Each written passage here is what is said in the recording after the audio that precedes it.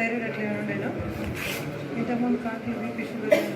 Welcome to A1 TV Telugu news. నేను భువన. Details చూద్దాం. రంగారెడ్డి జిల్లా షాద్నగర్ నియోజకవర్గం కొందుర్గు మండలంలో ప్రజాపాలన ప్రగతి ప్రణాళికలో భాగంగా ప్రాథమిక ఆరోగ్య కేంద్రం డాక్టర్ అమృత జోసెఫ్ ఆధ్వర్యంలో మెగా హెల్త్ క్యాంపును ఏర్పాటు చేశారు.